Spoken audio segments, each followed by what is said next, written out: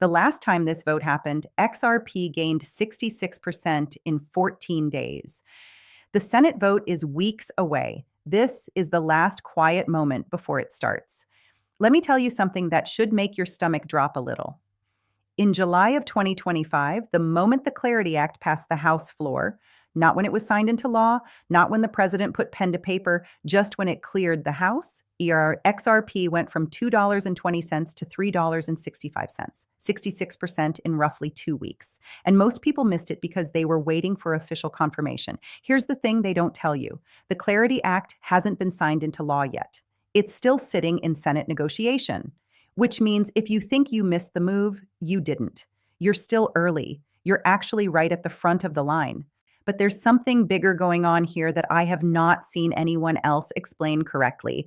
And that's what this video is about, because it's not just about the Clarity Act passing. It's about what happens to a $1.13 asset when the single biggest regulatory barrier in American crypto history is removed in one signature. Stay with me, because by the end of this video, you're going to see exactly why I think this particular moment, right now, June 2026, is the most asymmetric setup XRP has ever had. And I mean that with data behind it, not emotion. Welcome back. If you're new here, this channel does not do price hype. We don't do moon math or Twitter hopium. What we do is pull the actual data, read the actual legislation, and walk through what it means in terms that make sense for people who are trying to think clearly, not people who just want to feel good. That said, let's get into it, because what is happening right now in Washington around the Clarity Act is not being explained accurately to most retail investors. And the gap between what's real and what people think is real, that's where the opportunity lives. Here is the hard truth most people are getting wrong. They're watching the Clarity Act the same way they watch a sports game, waiting for a final score. Either it passes or it doesn't. And they're treating it like a binary event. Something happens on July 4th, or it doesn't, and they'll react then. That's the wrong model entirely. Let me explain the actual mechanism.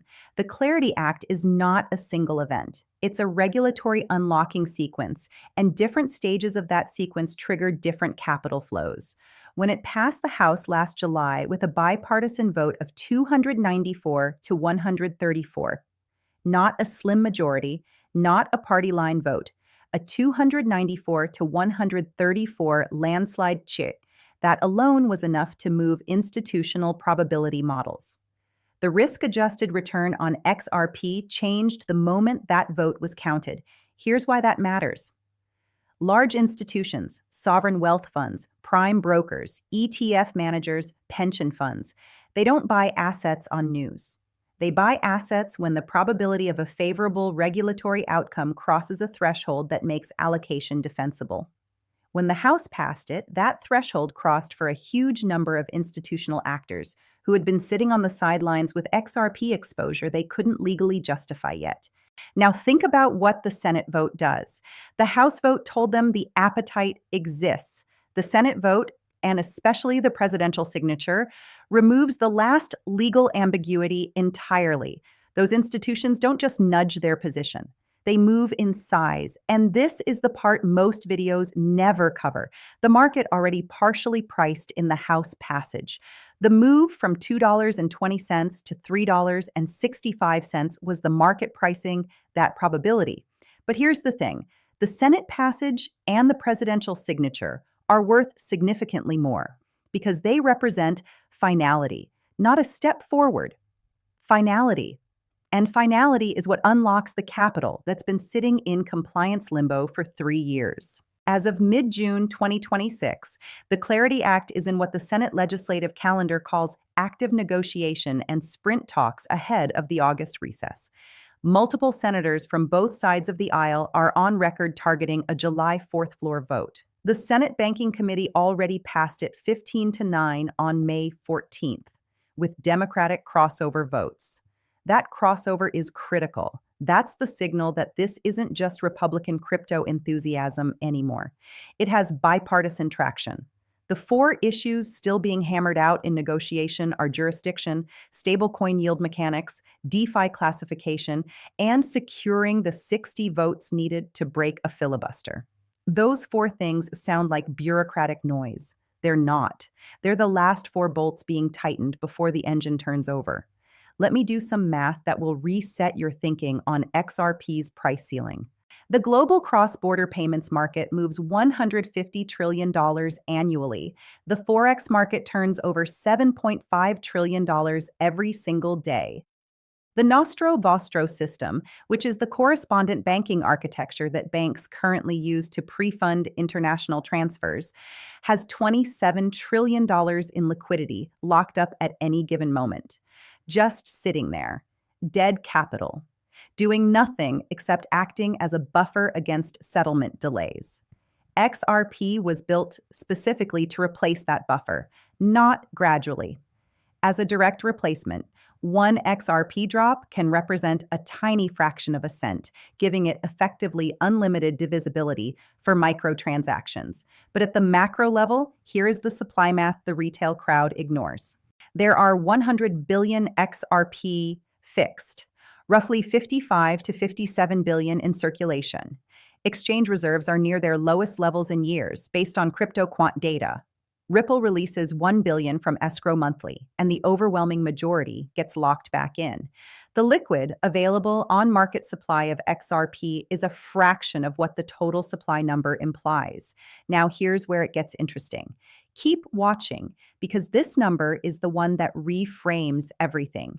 If a global bank wants to use XRP as a bridge currency to move even 1% of its cross-border volume, just 1%, and XRP is priced at $1.13. You need an enormous number of tokens in constant circulation just to handle the transaction volume. That creates a liquidity problem. The solution to the liquidity problem is a higher token price, not because of speculation, because a higher price means fewer tokens are needed to move the same dollar value. This is what David Schwartz has explained repeatedly and what still gets dismissed by people who don't understand the liquidity efficiency model. At $10 XRP, the same volume requires 1/9 the tokens. At $100, 1/100th. At higher prices, XRP becomes more useful as a bridge asset, not less. The price is not a vanity number. It is a functional requirement of the system. This is not a prediction. It is a mathematical constraint built into how bridge currency mechanics work.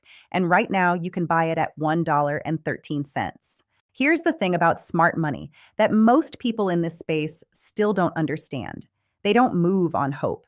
They don't move on Twitter hype. They move on legal certainty, and they move before the news breaks publicly.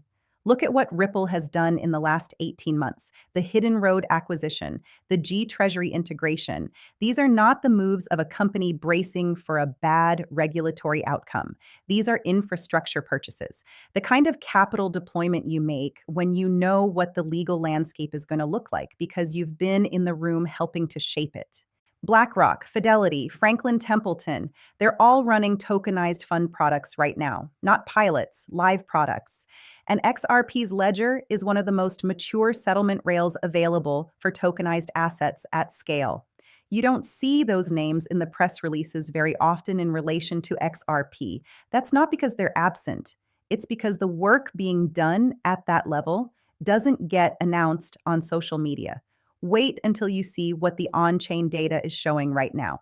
Exchange reserves draining, wallet addresses with significant balances increasing, large OTC blocks moving off exchange into cold storage. These are not the fingerprints of retail investors loading up. This is the quiet accumulation pattern that precedes major moves. Every analyst who reads on-chain data for a living recognizes it. While retail investors are waiting for certainty before they act, the entities that will determine this asset's future price are already positioned. That's not a metaphor. That's the current state of the order book. Ask yourself this: does an institution like Franklin Templeton launch a tokenized money market fund on a blockchain rail they think is going to get shut down? Absolutely not. These are fiduciary actors. They move with absolute legal confidence, or they don't move at all. Let me put a timeline on this so you understand the sequence clearly. The Senate Banking Committee vote happened May 14th, 2026. That cleared it for full Senate floor consideration. As of early June, it's an active sprint negotiation. Senators from both parties are publicly saying July 4th is the target date for a floor vote.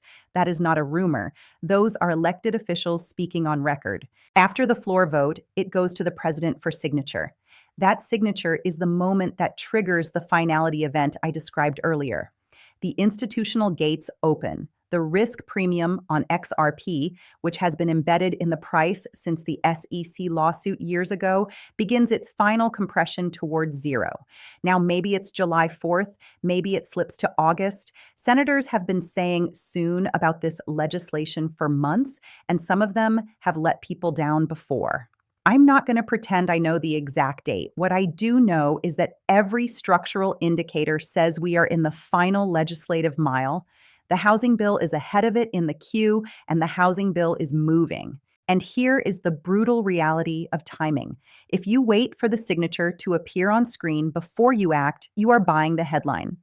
The people who made serious money when this passed the House didn't buy after the vote. They bought in the quiet weeks before it, when nothing felt like it was happening. This is that quiet period. Right now, this week. I need to say something about supply that is going to feel uncomfortable. The tokens being moved off exchanges right now are not coming back at $1.13. When an institution moves XRP into cold storage custody, into a multi-sig vault managed by a prime custodian, that position is not getting liquidated for a 10% gain. It's not getting touched until the use case it was bought for is fully operational at scale. Those tokens are gone from the liquid market for years, potentially permanently. We are in a transition right now, moving from an era where XRP is a speculative retail asset to one where it is institutional infrastructure. That transition compresses the supply that's actually available for retail to buy. And at the same time, the Clarity Act removes the single biggest reason institutional buyers were holding back. Think about what happens when you remove a restriction and simultaneously compress available supply. That's not complicated math. That's just supply and demand with a regulatory catalyst on top.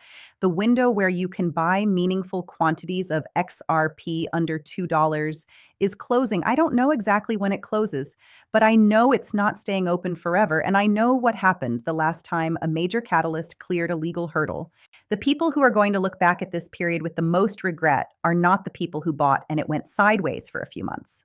The people who are going to struggle most with this are the ones who watched it, understood it, and waited for one more signal that never came. I know the current market doesn't feel exciting. XRP at $1.13 after everything that has happened, after a brutal bear cycle, after years of legal uncertainty, after the fits and starts of the Clarity Act. I get it. It feels like nothing is moving. But here's what I've learned from studying these cycles. Being early feels exactly like being wrong, right up until the moment it doesn't. The red candles are real. The slow days are real. The frustration of watching a piece of legislation move through the Senate at the speed of cold molasses, all of that is real, and I'm not going to tell you it isn't. What I will tell you is that none of it is signal. It's all noise. The signal is the 15-9 Senate banking vote with Democratic crossover. The signal is Ripple's acquisition pattern. The signal is exchange reserve drain showing up in the on-chain data week after week. I'm trained to look for signal in the noise. And right now, the signal is the clearest it's been since early 2025. The question isn't whether the Clarity Act passes. At this point, the legislative math makes passage highly probable. The question is where you are when it does. Here is what I know. The Clarity Act passing the House in July 2025 was the first ignition event. XRP moved 66% in response to a partial legal resolution. The full legislative finality, Senate passage, presidential signature, removes every remaining layer of regulatory uncertainty in one action. The mathematical model for XRP's bridge currency role hasn't changed. The institutional accumulation pattern hasn't changed. The shrinking liquid supply hasn't changed. The only thing that's changed is that the legal finish line is now weeks away instead of years. If you've been holding through the hard part, and this has been a hard part, You are positioned for the move that most retail investors will only read about after the fact. This channel exists because I believe in giving you the data before it's obvious. That's what we did before the House vote. That's what we're doing now. Stay patient, stay positioned, and remember, history doesn't reward the fastest. It rewards the people who were paying attention when the room was quiet. They won't ring a bell at the top of the window, but you just heard the clock ticking. Comment signal below if you made it to the end. I want to see who's actually doing the work. And if this kind of analysis is what you come here for, the subscribe button is right there. I'll see you in the next one.